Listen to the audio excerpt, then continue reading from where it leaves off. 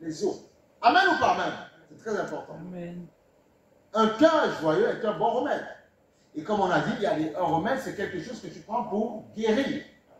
Ça ne veut pas dire qu'il ne faut pas prendre les autres remèdes. Mais en prenant des remèdes physiques qu'on te donne, chez le médecin, tu dois avoir un cœur joyeux pour rendre plus actif ce que tu prends et parfois détruire, comment on appelle ça, la puissance négative qu'il y a dans ces remèdes. C'est très important, hein? Vous ne compliquez pas la vie. Un cœur joyeux est un bon remède. C'est-à-dire un cœur qui est positif tout le temps. Un cœur, parfois, ça m'arrive d'avoir des douleurs, des problèmes. Mais on prend autorité. Amen. Il faut prendre autorité. Il faut se lever. Il faut déclarer la victoire. Et là, Dieu fait grâce. Parce que là où Dieu pleure, là où il a mal, c'est qu'il se dit, mes enfants courent dans les officines. Oui, il faut courir, il faut aller à l'école, il faut aller à l'hôpital, il faut aller... Bien sûr. Mais avant toute chose, il faut me rendre grâce. Il faut me remettre entre mes mains. Amen. C'est très important. C'est très important. Très important. Ça va éviter qu'on fasse parfois des erreurs médicales sur ton corps. Parce que voilà, ça peut arriver. Okay? Mais remets toujours toute ta vie au Seigneur. Donc n'oublie pas, un cœur joyeux, dans la joie, un cœur qui n'est pas tout le temps attristé, qui n'est pas mélancolique, qui s'énerve pour rien du tout. Un cœur. Donc tu vas tout faire pour développer la joie dans ton cœur. Tout faire. Parce qu'un cœur joyeux est un bon remède. Un cœur joyeux est un bon remède. Amen. N'oublions pas, un cœur joyeux est un bon remède. Voilà. C'est-à-dire que oui, Seigneur, mais pourquoi je ne vois pas tel? Non, sois dans la joie en permanence. Comment tu fais? Parce que Jésus t'a sauvé, parce que Jésus t'aime, parce que tu as un avenir. Quand on se trouve parfois devant les gens qui décèdent, on peut dire, mais Seigneur, la vie s'arrête à ça. Non, je te dis, elle ne s'arrête pas à ça, elle continue. Et en fonction du choix que tu as fait sur la terre. Donc, sois dans la joie parce que l'éternité t'est proposée. Parce que tôt ou tard, tu iras auprès du Seigneur. Donc, sois dans la joie en permanence.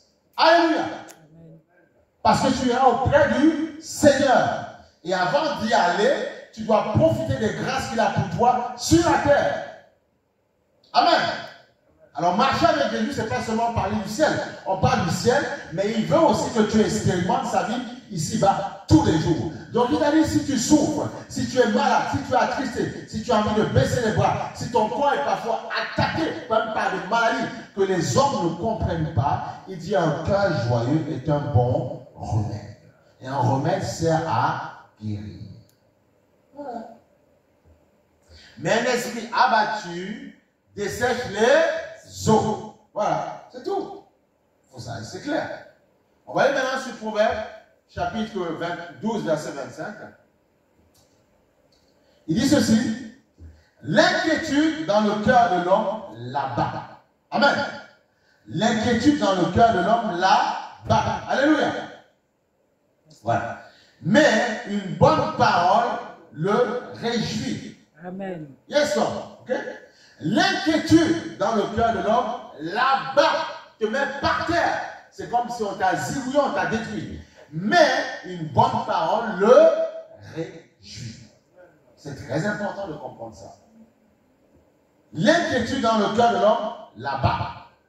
Mais une bonne parole le réjouit. Réjouit son cœur. Ok, très important. Alléluia. L'inquiétude. Tu t'inquiètes pour rien. Tu as peur. Tu as envie de craquer. Tu en as marre. Tu as peur du lendemain. N'aie pas peur. C'est vrai que oui, nous avons le droit de nous poser des questions. Parfois, ça ne va pas. Parfois, c'est compliqué. Parfois, on ne comprend pas ce qui va se passer. Parfois, on dit, mais Seigneur, mon lendemain, tu vois, je n'ai pas d'argent. Oui, amen ou pas amen. Parfois, on est inquiet. On est inquiet. Mais il te dit que l'inquiétude dans le cœur de l'homme l'abat. Donc en 2025, ne sois pas trop inquiet. Oui, tu peux être inquiet, mais ne va pas te coucher avec l'inquiétude. De la même manière qu'il a dit, quand il ne va pas te coucher avec la colère, ça peut être aussi l'inquiétude. Ne va pas te coucher avec la colère, ne va pas te coucher avec l'inquiétude, ne va pas te coucher avec la tristesse, parce que ça peut générer autre chose dans ton cœur. Souvent, parfois, tu peux être malade, et en allant te coucher avec l'inquiétude, la colère, tu risques de déclencher la maladie que tu avais en France, elle va être plus puissante parce que tu as mis en avance le facteur X qui est ton inquiétude ou en fait ta colère ou tout ce que tu veux. Ne va pas te toucher avec des choses négatives, ça va te créer des problèmes dans ton cœur.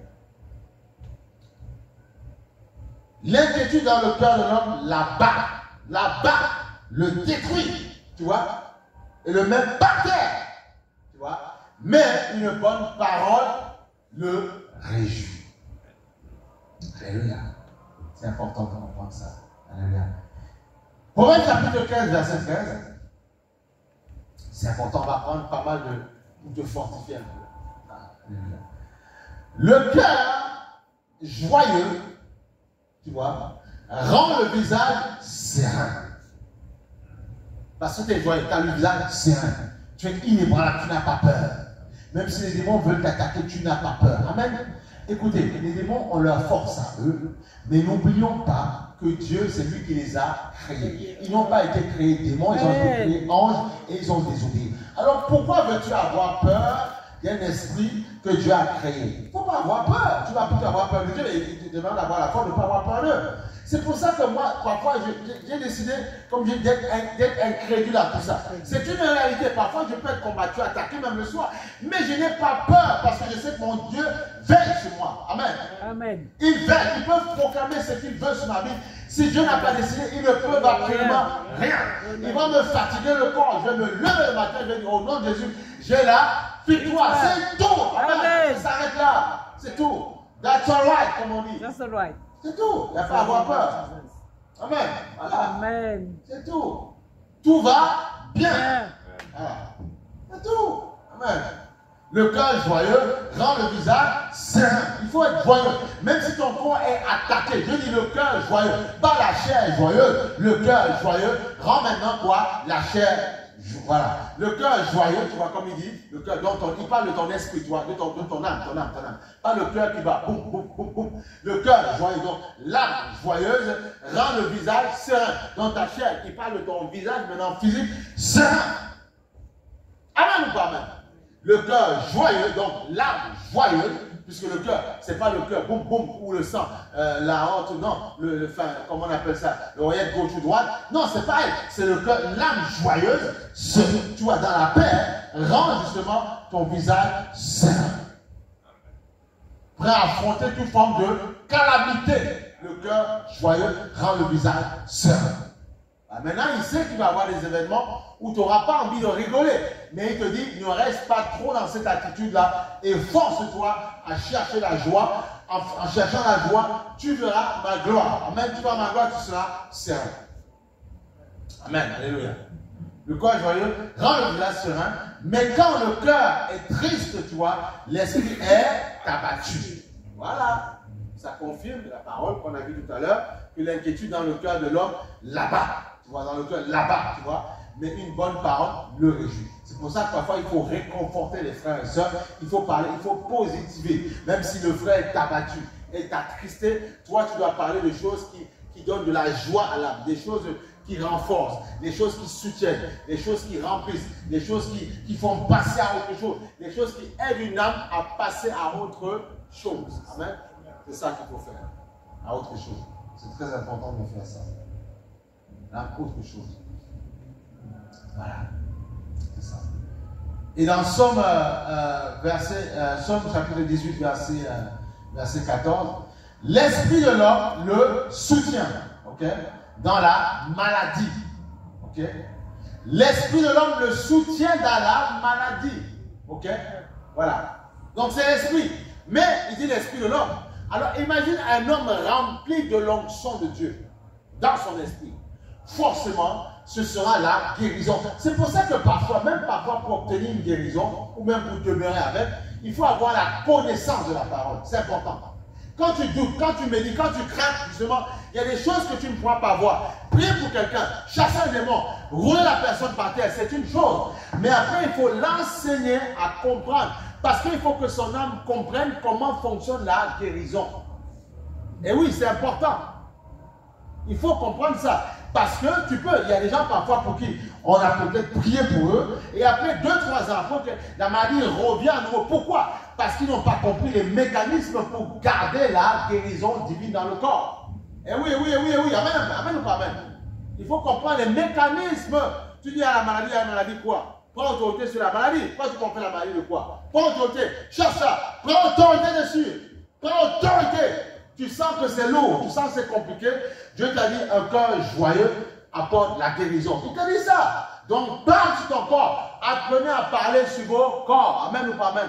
Moi je ne cache pas ça. Tout le monde le sait. Voilà, quand je sais que j'ai un souci, je prends autorité. Voilà, même dans ma maison, ils le savent. Je prends autorité. J'utilise ma voix. Après, ceux qui sont auprès de moi, s'ils ne comprennent pas qu'il faut utiliser sa voix, prendre autorité pour dégager les choses, ça c'est là un problème. Mais je dois te faire comprendre que tu dois utiliser ta bouche, prendre autorité. Amen. Prendre autorité. Voilà. Ne pas garder la chose dans ton corps. Voilà. Prendre autorité pour avoir la victoire.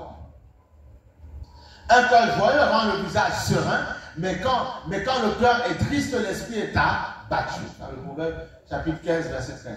Et dans le Proverbe, on a dit 18, verset 14, l'esprit de l'homme le soutient dans la maladie. Voilà.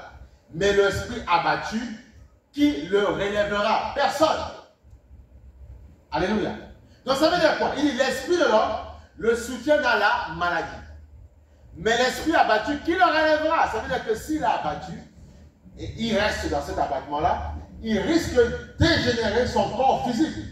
Dieu nous a donné l'esprit afin de soutenir nos corps physiques dans la faiblesse. Amen. Dans la tristesse, dans la maladie. Donc, qu'est-ce que tu dois faire quand tu te sens attaqué? Quand ton corps est faible, quand ton corps est malade, tu dois entretenir ton esprit, ton âme, ton esprit qui est bien disposé, par la parole de Dieu, afin qu'il puisse impacter ton âme là où siègent tes émotions. Amen. Voilà, c'est tout. Entretiens ton esprit. Là où tu sens, parce que c'est vrai que le corps parfois nous parle, le corps nous dit oui mais ouais, c'est compliqué, tu vois, voilà, tu vois ce qui se passe dans tes os, dans ta chair.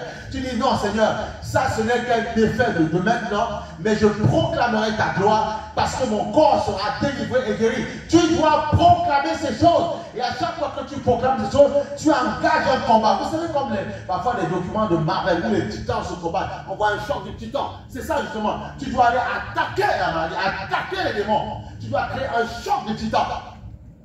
Amen ou pas amen? Parfois, vous savez bien de voir les Marvel, voir tous ces dessins animés-là. Ou quand tu vois les titans, allez, boum, tu vois la gloire. Oui, mais alors, est-ce que tu comprends que c'est comme ça que tu es revêtu? Si vous croyez trop que vous êtes des hommes charnels, c'est ça le problème qu'on n'avance pas. Tu n'as pas compris que l'éternité est en toi. Tu vaux plus que ces dessins animés, tu vaux plus que ça. Mais le pouvoir que tu as en toi, il va fonctionner en Jésus-Christ. On ne vous appelle pas des religieux, ou juste des personnes qui font qui sont là. On prie parce que, on prie pourquoi? Pour être rempli d'onction. Amen ou pas amen? C'est comme parfois les gens, il y a parfois ces gens-là, les hommes qui étaient forts, les super-héros, quand ils prennent leur cape, ou quand ils prennent, ils interpellent les choses. On ne va pas citer tout leur nom ici. On voit qu'ils ont une force naturelle. Et puis on fuit, ils montent de partout. Parce qu'ils ont mis le costume qui leur donne la puissance. Amen ou pas amen? Sans le costume, ils sont faibles. Mais avec le costume, ils sont forts. Les ceci. Avec le costume, ils sont forts. Mais c'est la même chose. Où est ton costume? Parfois, le costume que vous avez, qui est un enfant de Dieu, vous le mettez au placard. Mets ton costume de gloire.